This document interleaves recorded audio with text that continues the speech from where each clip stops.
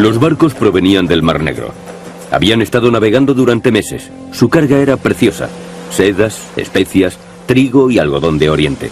Los marineros regresaban a casa.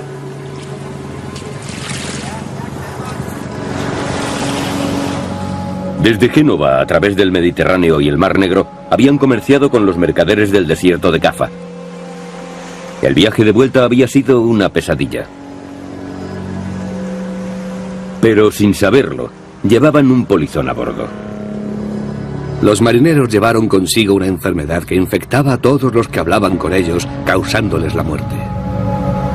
El monje Michele da Piazza observó el comienzo de la catástrofe que iba a estremecer a Europa y lo escribió todo. Solamente sobrevivieron 10 marineros del millar que partió, y al hablar esparcieron el veneno. Los cadáveres permanecían sin tocar en las casas, nadie osaba acercarse a ellos. Las gentes huían de las ciudades y acampaban en los viñedos. El gran misterio.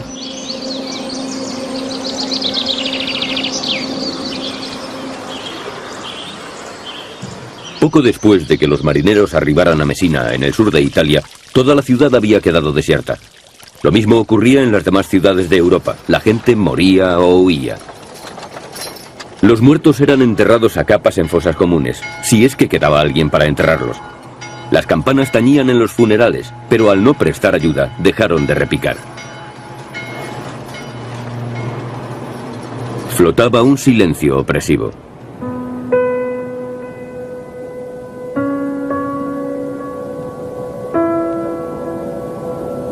Transcurría el año 1347 y la enfermedad fue llamada la plaga.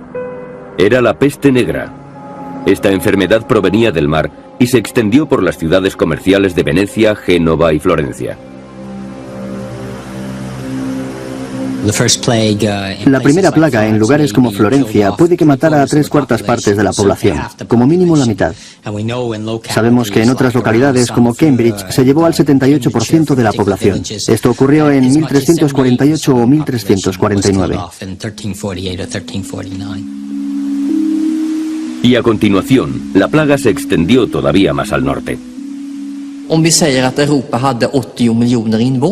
Si suponemos que Europa tenía 80 millones de habitantes, entonces pudieron morir 25, 30 o quizás 40 millones. Esta es una estimación que se hizo entonces. En medio de la muerte negra, el Papa Clemente pidió que se calculase cuántos habían perecido. Se estimó que fueron unos 42 millones de personas. Puede que tuvieran razón. La plaga azotó a nuestros antepasados durante 400 años, pero en 1743, después de un último ataque a Europa, en el mismo lugar donde había surgido, en la costa próxima a Medina, desapareció. Para entonces, había cambiado la faz de Europa para siempre. Controló la población de Europa, que era más o menos el mundo civilizado occidental. La controló con mano de hierro.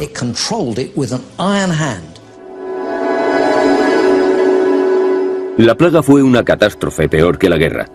Ninguna de ellas había ocasionado tantas víctimas y dejado tan pocos supervivientes. La plaga sacudió la sociedad hasta la médula.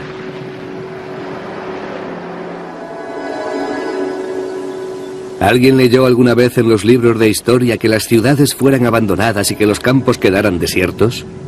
La campiña estaba recubierta de cadáveres. El mundo entero estaba gobernado por una espantosa soledad. La gente no sabía lo que estaba pasando. Creía que era la obra de Dios para castigar sus pecados. Debió tratarse de una muerte solitaria y horrible. La plaga no fue solamente una catástrofe para la sociedad, también fue algo horrible para los que murieron. Algunos de ellos no tenían ni dónde morir. Caían entre otros cadáveres en la calle. Fue una enfermedad realmente terrible, la más espantosa de las muertes. Acababan con los órganos internos licuados. Fue algo tan espantoso que la gente debió volverse loca por temor a la plaga. La peste negra sobrepasó cualquier catástrofe conocida. Durante los 400 años que azotó al continente, la enfermedad fue un misterio.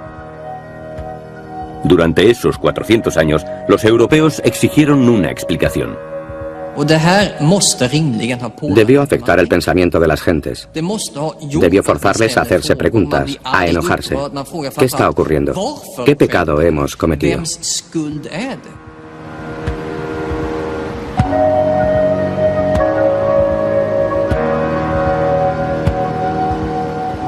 En la sociedad medieval, Dios era todopoderoso. Y en Aviñón, durante las primeras oleadas de la peste, el Papa era el vicario de Dios. Y el Papa no tenía dudas de que era la voluntad de Dios. La humanidad debía ser castigada por sus pecados. Debían preguntarse si habían obrado bien. Muchas veces creían que habían pecado contra Dios. El Papa creó una oración especial para combatir la plaga.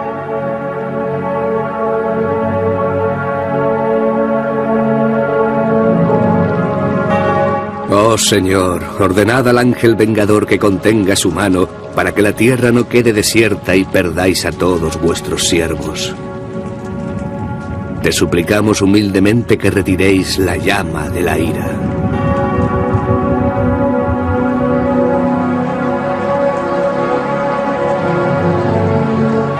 El Papa ordenó una serie de procesiones para suplicar a Dios. Los testigos manifiestan que miles de hombres y de mujeres participaron en ellas. Por todas partes, los duques y los caballeros ordenaron a las gentes que salieran en las procesiones.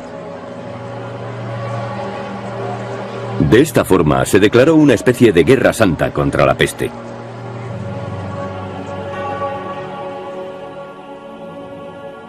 Pero era evidente que la plaga azotaba una y otra vez y que la Iglesia, la autoridad suprema, no podía ayudar a las personas afectadas.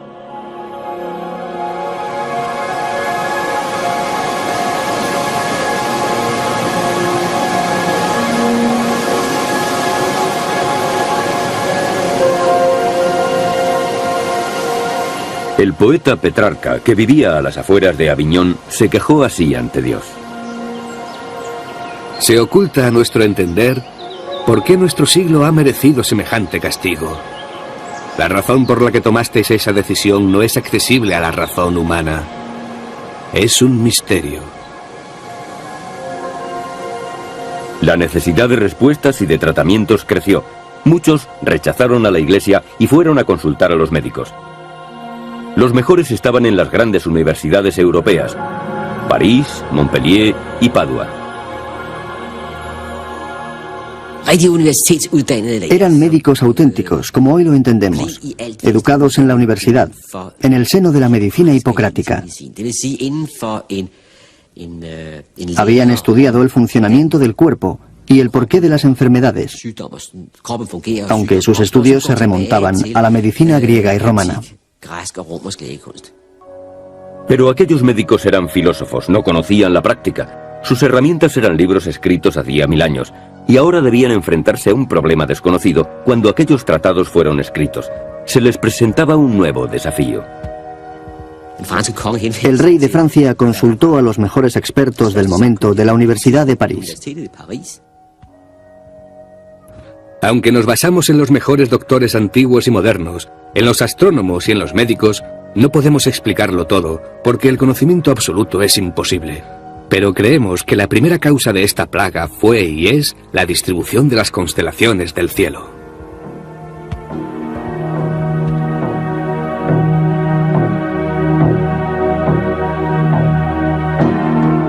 Los doctores estudiaron los movimientos de los planetas. Cada uno de ellos tenía sus atributos. Y estos atributos podían acarrear consecuencias catastróficas para la humanidad. Los médicos de París dijeron que todo había ido mal 3 años antes de la plaga.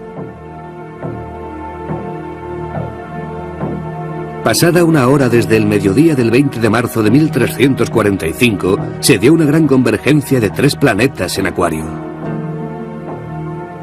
Los 3 planetas en conjunción fueron Saturno, Marte y Júpiter.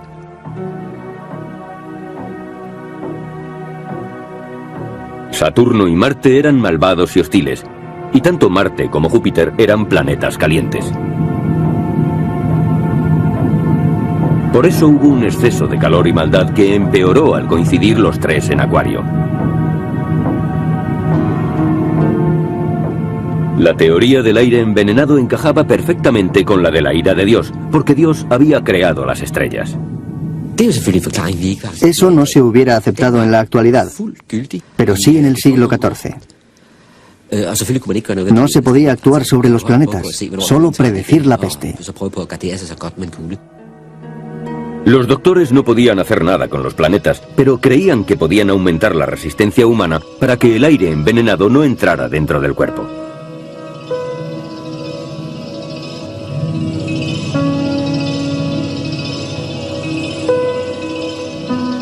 El hombre estaba constituido por 4 fluidos corporales o humores: la bilis negra y la amarilla, la sangre y la flema.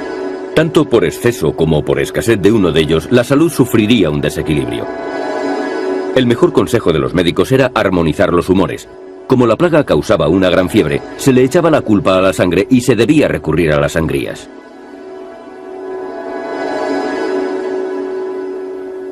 A aquellos que hayan sido infectados se les deberá practicar inmediatamente una sangría hasta que queden inconscientes. Una sangría inadecuada hace que el veneno actúe.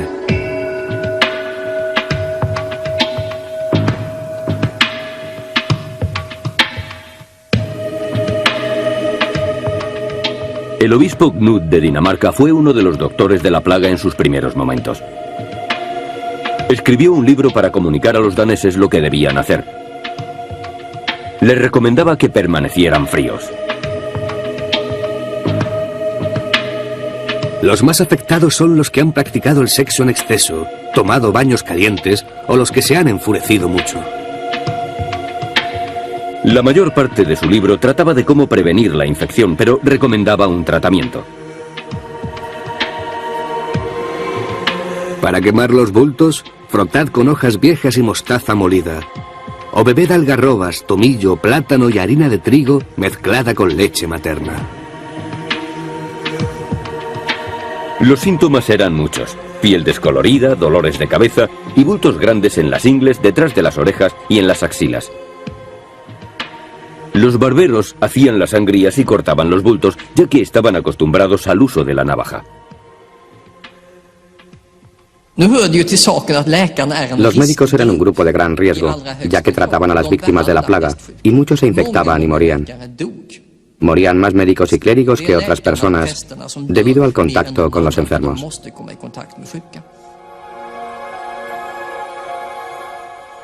No importaba lo que los médicos recomendaran, la gente seguía muriendo.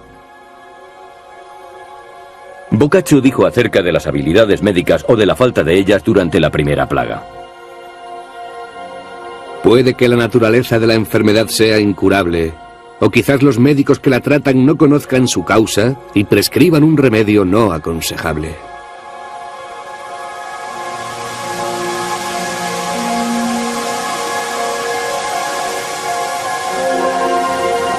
Conforme el tiempo pasaba, la peste hacía estragos. La gente acabó perdiendo la fe en la iglesia y en la medicina.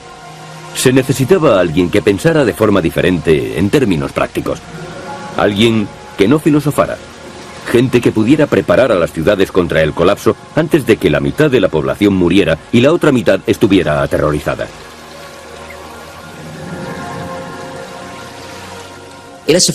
Poco a poco trataron de crear un aparato administrativo que pudiera combatir la enfermedad. En Venecia se creó una comisión de salud y en los archivos se conservan los documentos oficiales que resumen sus trabajos. Estos documentos son el resultado de 400 años de trabajo contra la plaga, leyes avanzadas y controles muy elaborados. Las decisiones de la Comisión de Salud demuestran que muy pronto, sin saber por qué, se averiguó que los cadáveres extendían la plaga muy rápidamente.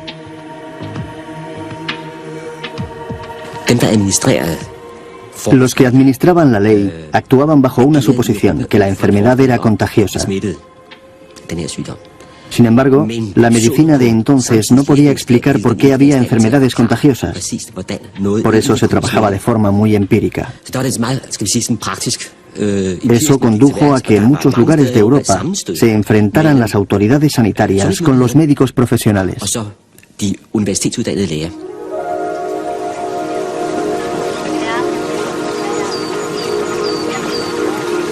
La Comisión de Salud de Venecia creó 3 comunidades para los infectados. Eran alojados en islas deshabitadas en la Albufera, a las afueras de Venecia. La primera comunidad era para los muertos. Los hombres remaban por la ciudad llevando los cadáveres desde las casas abandonadas hasta islas fuera de la ciudad. Se cavaron fosas muy profundas para arrojar los cuerpos en ellas. La segunda comunidad era para los enfermos. Se convirtió en el primer hospital de Europa contra la peste. No se esperaba que salieran con vida los que eran enviados allí. No se sobrevivía a la plaga, especialmente en aquel hospital repleto de enfermos.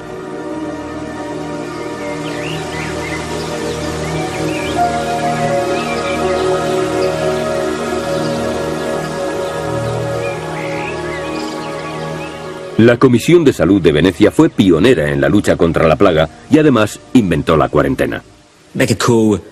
Se puede resumir todo el repertorio de medidas contra la plaga en el aislamiento de los enfermos.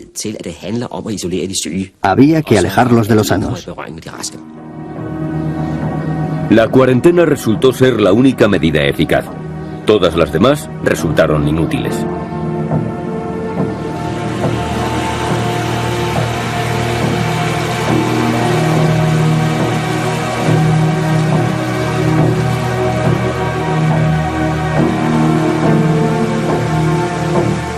El Lazareto Nuovo se convirtió en la primera institución de cuarentena de Europa.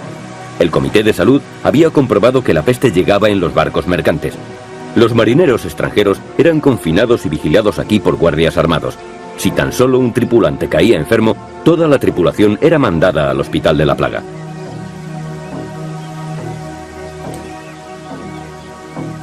Las autoridades no corrían riesgos. Todo lo extranjero era sospechoso.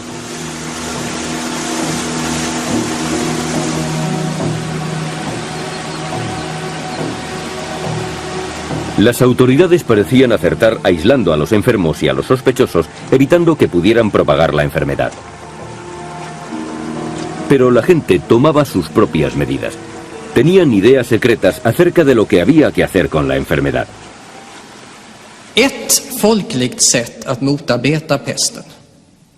La forma con la que la gente luchaba contra esta enfermedad y otras era suponer que todos los desconocidos, personas o animales, estaban enfermos de peste e iban de ciudad en ciudad, aumentando el número de contagiados.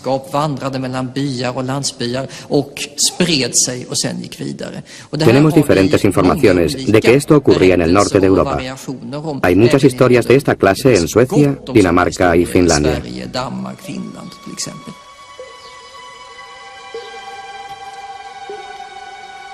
Una vez un niño y una niña perdieron a sus padres debido a la peste. Iban de granja en granja pidiendo de comer. Un día, los campesinos les dieron comida y les dijeron que fueran a tomarla en una zanja que acababan de cavar. Sin sospechar nada, fueron allí a comer. A continuación, los campesinos empezaron a rellenar la zanja mientras el niño les gritaba: ¿por qué echáis tierra a mi comida? No podíamos creerlo cuando lo leímos por primera vez. Nos parecía que eran cuentos imaginarios. Pero tenemos testimonios relatados acerca de personas que fueron enterradas vivas para impedir la extensión de la plaga. Ulrich Sandberg informa de un niño que fue enterrado vivo durante la última plaga y se pregunta qué habría que hacer con los que cometieron tal acto.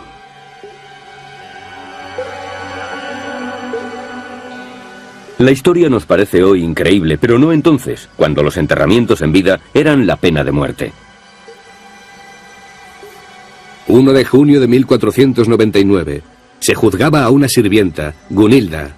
Había admitido que había robado a un campesino y no negó que también había quemado su granja. Además, afirmaba que en caso de quedar libre, quemaría la ciudad de Visby. Así que fue enterrada viva. Descanse en paz.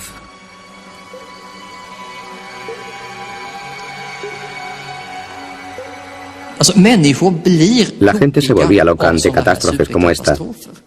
Y no es de extrañar, porque una locura similar se da en nuestros tiempos.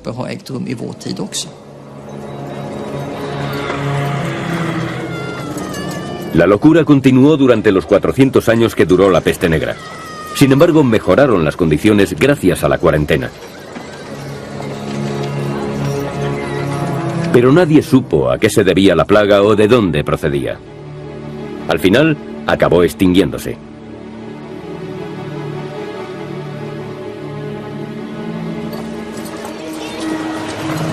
Pasaron 250 años después de su desaparición hasta que surgió una explicación científica. Un día de 1894, un joven científico llegó a Hong Kong.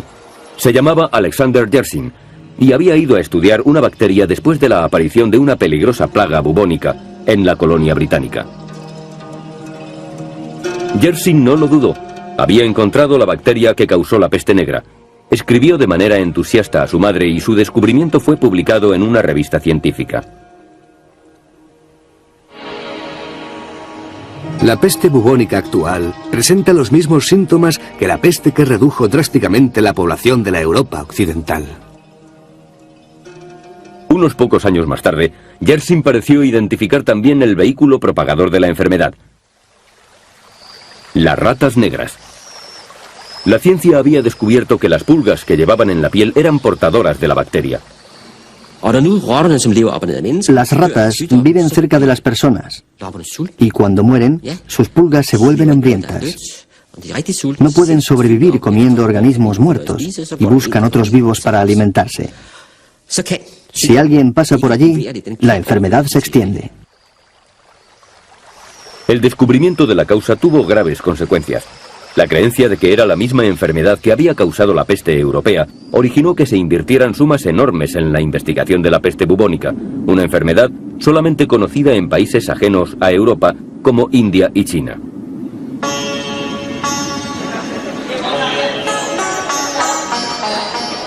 ¿Pero es correcta esta comparación entre la peste bubónica de India y China con la peste europea?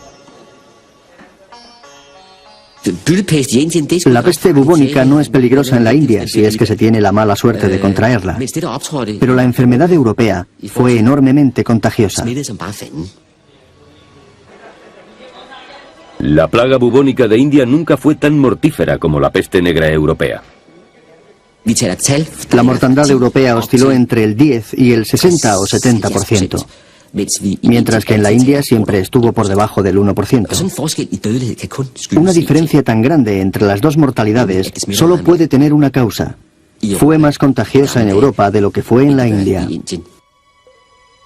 Muchos investigadores creen en la actualidad que era una enfermedad completamente diferente.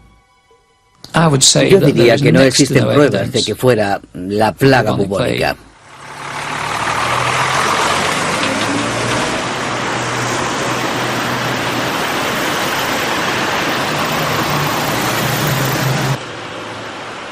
Graham Twigg es biólogo y zoólogo, anterior profesor de una universidad londinense. Está retirado en la actualidad, aunque sigue visitando su antiguo centro de trabajo.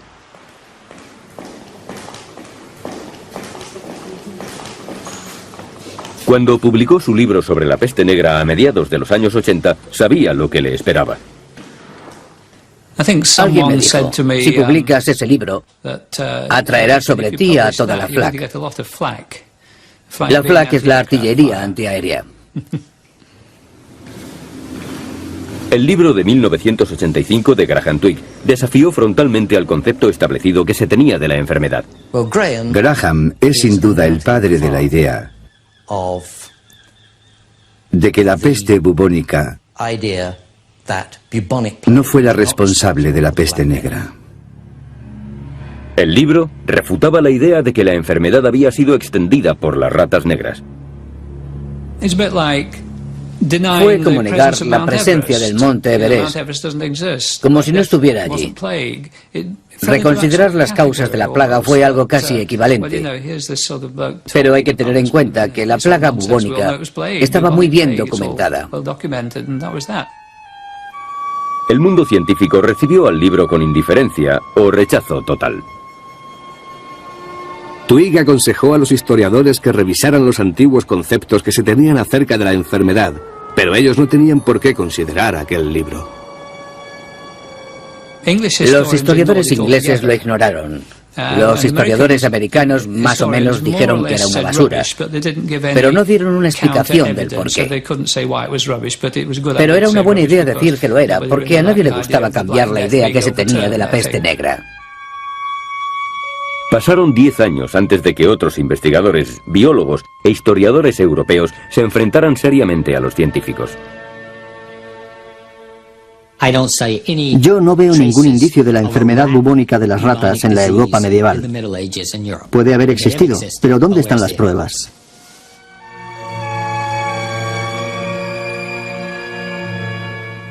Samuel Cohn ha leído más de 40.000 documentos de archivos europeos, estadísticas, crónicas, testamentos, diarios y otros escritos medievales. No ha podido encontrar enfermedades transmitidas por las ratas. Por eso propone una teoría de por qué se mantuvo aquella idea. Existe toda una mitología que se ha desarrollado. La gente necesitaba encontrar un culpable para esta gran mortandad. Para ello se busca un probable sospechoso y se escribe sobre estas sospechas. Como si se tratara de una matanza realizada por policías en el Houston de los años 60. Ni Cohn ni otros investigadores que han estudiado recientemente los archivos europeos tienen la menor duda de que la antigua teoría de que las ratas fueron las portadoras de la enfermedad es completamente errónea. Cuando esto se cuestionó por primera vez hace 54 años, se comprobó que se había puesto el dedo sobre un punto débil y que era incomprensible que durante 100 años se hubiera aceptado un diagnóstico que evidentemente estaba equivocado.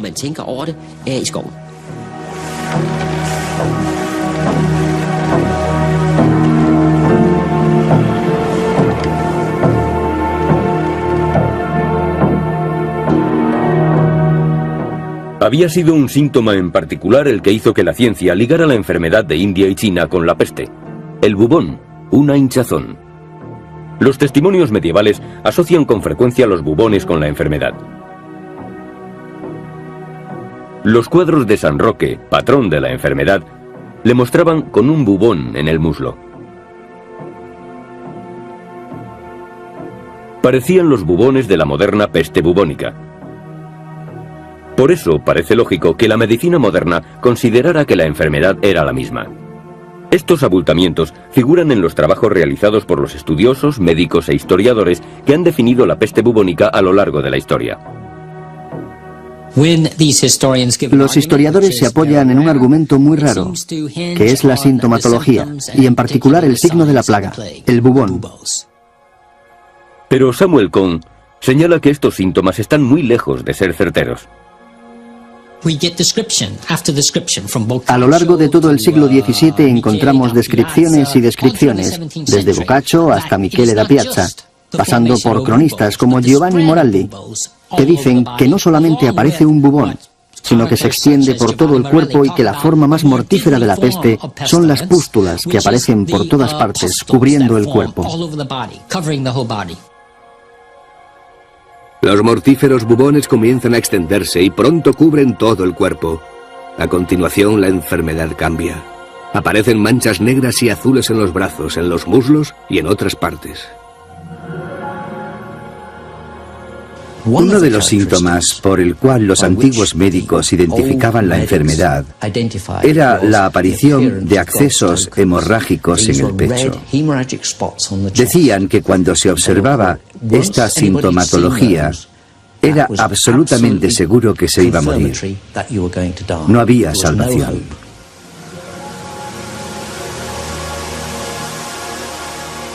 La plaga bubónica en India y China a finales del siglo XIX ha sido una de las mejores estudiadas por la medicina.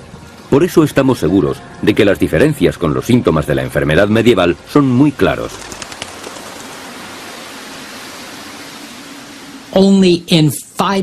Solamente en un 5% de los casos mortales, las víctimas desarrollaron más de un bubón. Además, entre el 60 y el 70% de los bubones salieron en la ingle. Estos dos síntomas no se dieron en la peste negra medieval. Cuando la peste bubónica apareció en Bombay en 1896, 3.752 pacientes fueron examinados. Solo en muy pocos casos mostraron otros signos aparte de las hinchazones.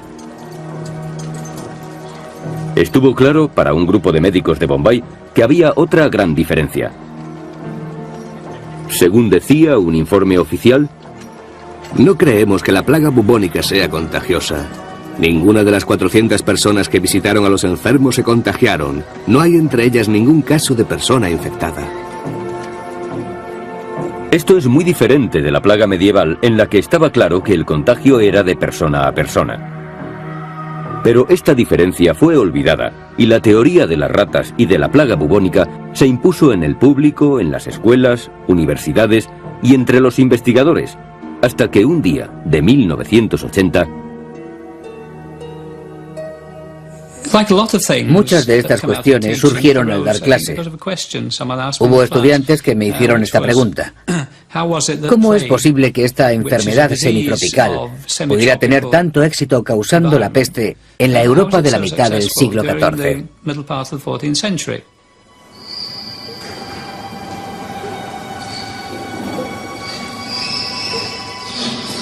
La respuesta que Graham Twigg le dio a este estudiante fue muy inquietante. Había algo que no casaba. La mayoría de las pruebas apuntan hacia el hecho de que esta pequeña rata no era muy abundante en los campos de Bretaña, Francia, Alemania, Dinamarca y otros países. Era muy improbable. La rata negra no hubiera podido sobrevivir en grandes extensiones de Europa y no existía un número suficiente para desencadenar la epidemia. Para que se pueda desencadenar una epidemia como la de la peste negra, no solamente unos pocos casos, sino una auténtica epidemia, se necesita una temperatura de más de 20 grados centígrados durante varios meses. No creo que eso ocurriera en el norte de Europa.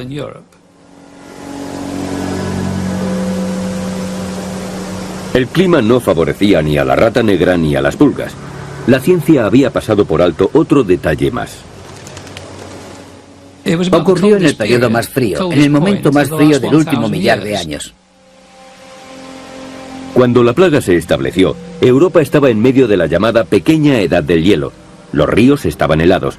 El clima hacía que fuera imposible que las ratas negras sobrevivieran. En el norte de Europa encontramos una plaga que tuvo lugar a lo largo de todo el año en áreas donde hubiera sido imposible que la peste bubónica infectara a las pulgas de las ratas y mucho menos que diera lugar a una epidemia. Cuando el libro de Twigg apareció a mediados de los años 80, hubo una buena razón para revisar lo sucedido. Pero este no fue el caso. No es agradable que cuando algo que parecemos comprender bien se convierte en falso, debamos abandonar un conocimiento que dábamos por seguro y abrir un gran interrogante. Pero Graham Twigg cometió un gran error cuando presentó sus investigaciones. Al final de mi libro puse unas palabras, realmente una sugerencia, de que el anthrax podría ser una alternativa. Hay muchos parecidos entre el anthrax y la peste. Incluso en tiempos modernos hubo dificultades para distinguir ambos. Twigg es un experto en ratas, no en enfermedades. Su referencia al anthrax era fácil de combatir y le dio a sus críticos la oportunidad de rechazar todo el libro. Creo que lo malo no fue lo que cada uno pensara acerca de la idea, sino que no hubo debate. Había esperado que se hubiera originado un debate, cartas de un lado para otro comentando las pruebas, pero no hubo nada de eso, solo un silencio sorprendente. Fue un travesti de la justicia, muy desafortunado. Luchó en una batalla solitaria. La investigación de Graham Twigg demostró que la rata negra no podía haber extendido la peste negra por Europa. Las pruebas lo demostraban.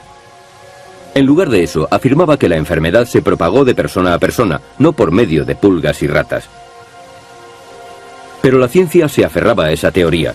Decían que serían otras pulgas y otras ratas, pero incluso esta última teoría se enfrentaba a otro gran problema.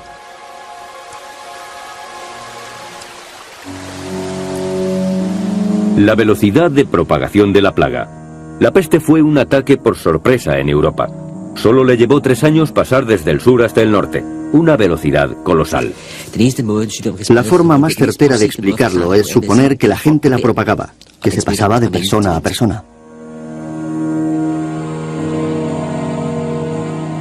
Pero cuando la peste bubónica atacó a Hong Kong en 1894, tardó 40 años en viajar unos pocos miles de kilómetros. Las modernas plagas bubónicas muestran la misma baja velocidad en todos los lugares en los que se presentan. La plaga bubónica de África se desplazó a 20 kilómetros por año. La muerte negra lo hacía entre 2 y 8 kilómetros por día. Las características importantes de la peste, la velocidad y el modelo de actuación no señalan a las ratas. Además, las últimas investigaciones se basan en un hecho clave. La mayor parte de la historia de la peste se guarda en los archivos europeos. Todavía quedan nuevas claves por descubrir. La peste es como un crimen. Las pistas en el escenario del crimen son importantes, pero aún lo son más las que quedan por descubrir.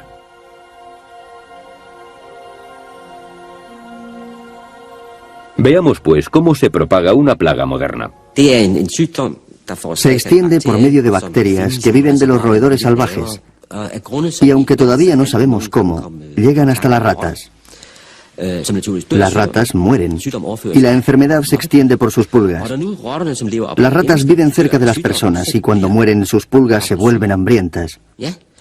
No pueden sobrevivir comiendo organismos muertos y buscan otros vivos para alimentarse. Si alguien pasa por allí, la enfermedad se extiende. Por mucho que se busque, no se encuentran esas ratas por ninguna parte. No se hace mención de los millares de ratas que deberían haber muerto si la peste bubónica hubiera sido la plaga de la Edad Media. Es como si hubieran pasado desapercibidas o no hubieran existido nunca.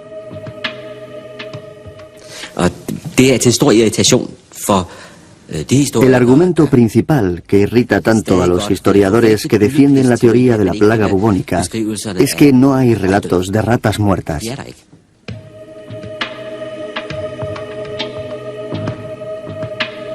No existieron esas ratas durante aquellos 400 años de historia europea. Queda claro en las cartas que se enviaron desde los monasterios a Roma, en las que se hablaba de la peste. No mencionan a ratas muertas por ninguna parte. No hay ninguna duda de que la peste se extendió de persona a persona y no a través de estos roedores. Pero las ratas muertas sí aparecen con frecuencia en la India y en China. El modelo es claro.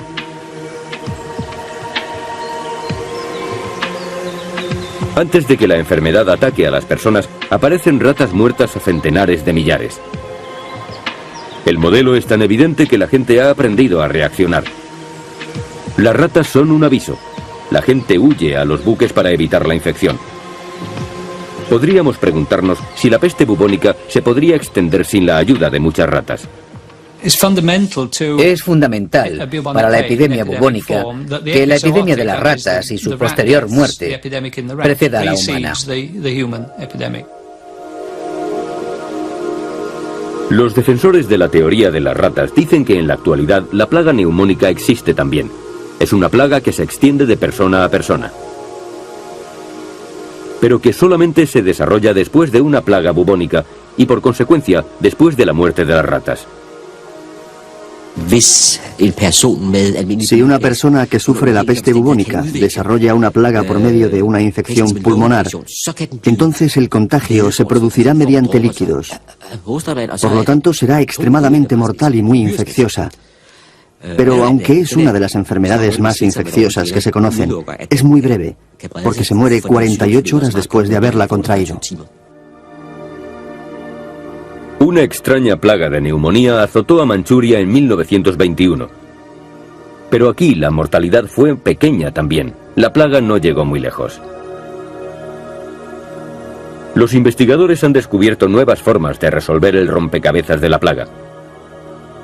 Han examinado el ADN de los dientes de las víctimas sepultadas. Tratan de encontrar bacterias. Un grupo de investigadores franceses cree haber descubierto una de las claves.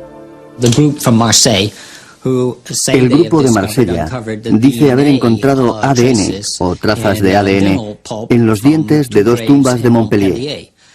Pero este descubrimiento no ha sido confirmado por ningún científico de ninguna otra parte de Europa. El método francés es complicado y tiene detractores. Investigadores daneses e ingleses han buscado la misma bacteria sin encontrarla. Y aunque la encontraran, el misterio sigue sin resolver. ¿Cómo una bacteria extraña que no ha causado muertes masivas durante más de 100 años originó la mayor epidemia de la historia europea?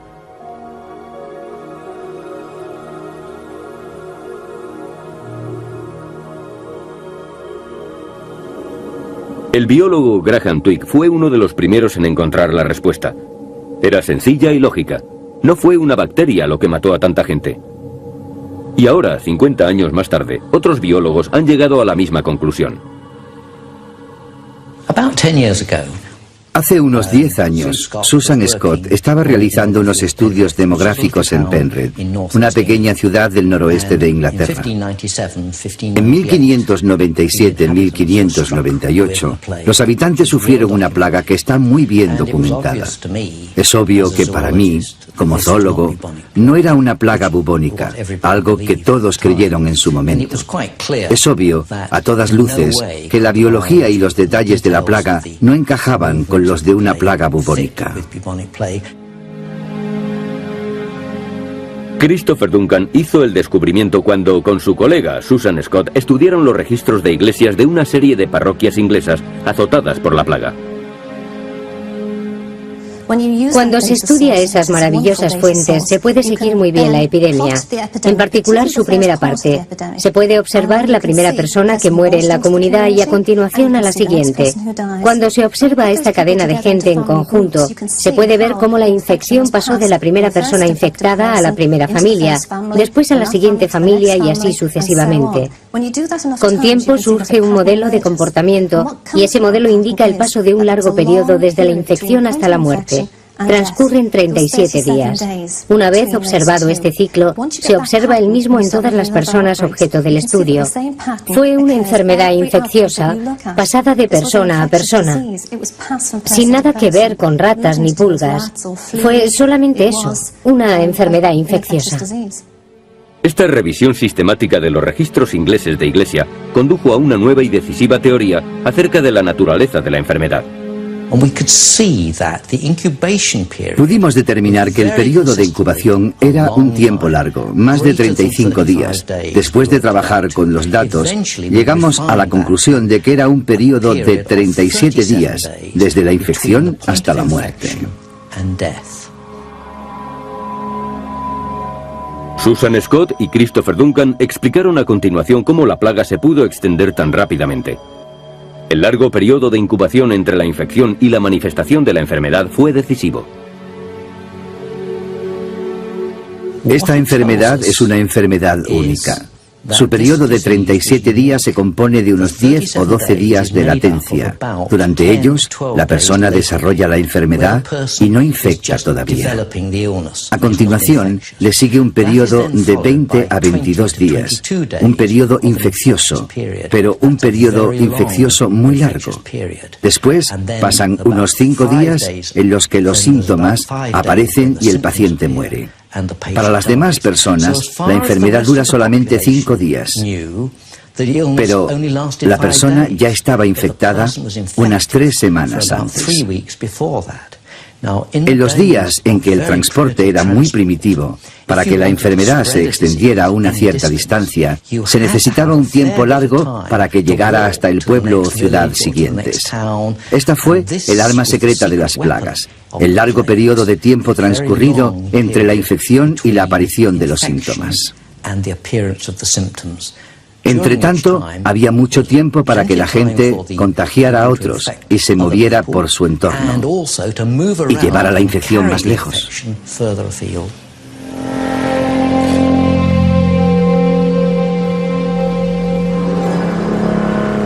Los 37 días fueron la clave para combatir la enfermedad por medio de la cuarentena. Las autoridades habían decidido que la gente debía pasar 40 días en una estación de cuarentena a las afueras de Venecia.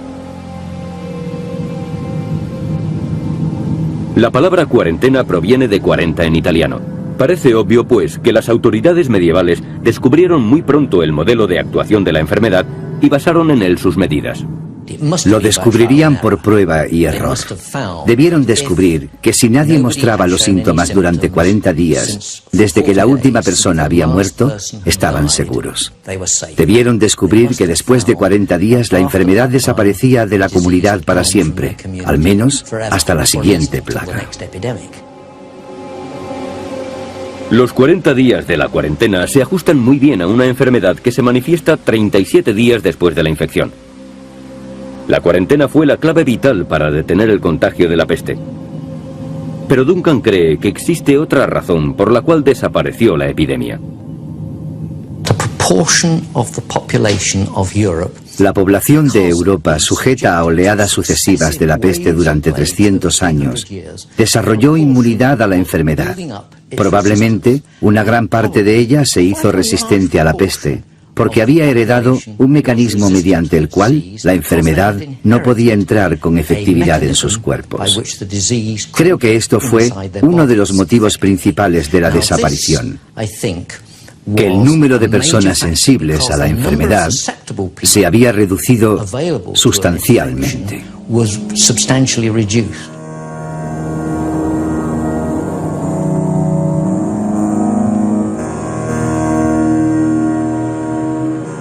Las fuentes documentales de aquella época nos hablan también de que existían indicios de que la resistencia era creciente entre la población.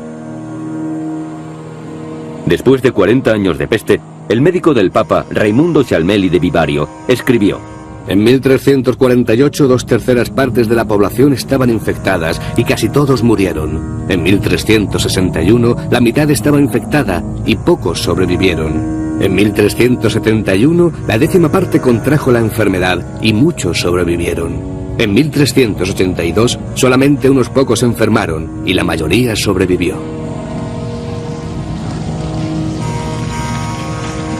Las últimas investigaciones ofrecen una nueva visión de la naturaleza de la enfermedad que mató a millones de europeos. Estas investigaciones apoyan al hombre que por primera vez cuestionó la causa de la epidemia. Puede que ahora nos hayamos puesto en marcha, a diferencia de lo ocurrido en el año 1985. Si ahora la gente está receptiva y ayuda, eso está muy bien. Puede que por fin haya más debate, después de todo.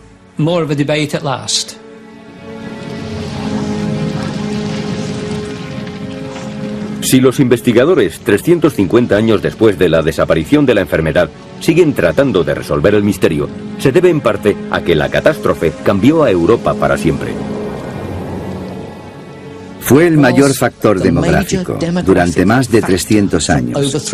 Controló la población de Europa, que era más o menos el mundo civilizado occidental con mano de hierro. Tan pronto como la población iniciaba una recuperación, había gente suficiente para otra epidemia. De esa manera, Europa solamente pudo crecer muy lentamente.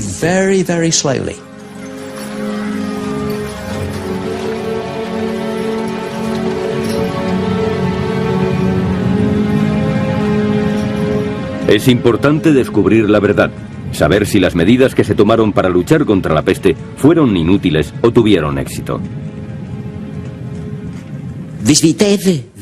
Si queremos saber si la desaparición de la enfermedad fue debida a la intervención humana o al resultado de la suerte, necesitamos saber si la transmisión se debió a las pulgas y a las ratas infectadas o si se transmitió entre personas. El sistema europeo de separar a los enfermos de los sanos solamente tiene sentido si el contagio es de persona a persona. La peste negra desapareció después de haber campeado durante 400 años, pero sigue siendo uno de los grandes misterios de la historia.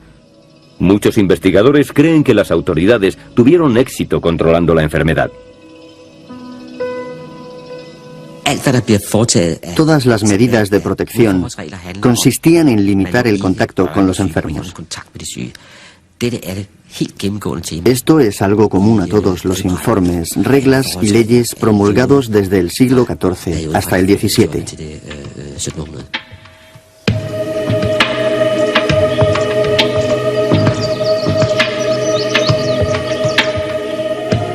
Este muro, situado en el sur de Francia, podría ser una buena indicación de que la enfermedad se propagaba entre personas y de que se trasladaba con los movimientos de las gentes. Fue construido durante una epidemia en 1721. Los que lo construyeron comprobaron que sus esfuerzos rendían frutos. Al final, la plaga no se extendió más allá del norte de Provenza. Creo que es importante confirmar que fue una idea dirigida a este fin, porque se trataría de la intervención del Estado en favor de la salud de las gentes. Por eso hemos acuñado la expresión salud pública, por la cual debemos obedecer reglas comunes que limitan nuestro comportamiento. La peste negra cambió Europa al obligarla a luchar contra ella e impedir el desastre. Un ejemplo, el muro de la plaga. Quizá esa eficacia al actuar fue la que hizo que la peste desapareciera. No se conoce con certeza la naturaleza de la enfermedad o de dónde provenía. Pero a Christopher Duncan le encanta exponer su opinión. Yo creo que fue una enfermedad emergente que se originó entre los mamíferos africanos y que después pasó a los seres humanos y se convirtió directamente en una enfermedad contagiosa. La mayoría de las terribles enfermedades, como el ébola, gripe, etc., se originaron de esta manera. Las llamamos zoonosis. Creo que se originó así, probablemente en el Valle del Rift, cerca de Etiopía.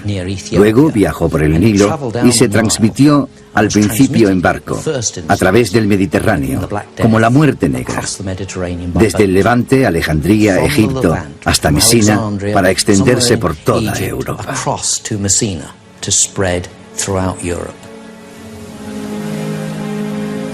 La teoría de Christopher Duncan no es la última que probablemente escucharemos.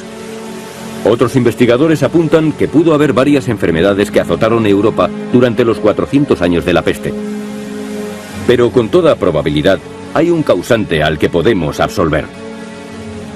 Las pequeñas ratas que fueron declaradas culpables de la catástrofe ocurrida en Europa hace 100 años.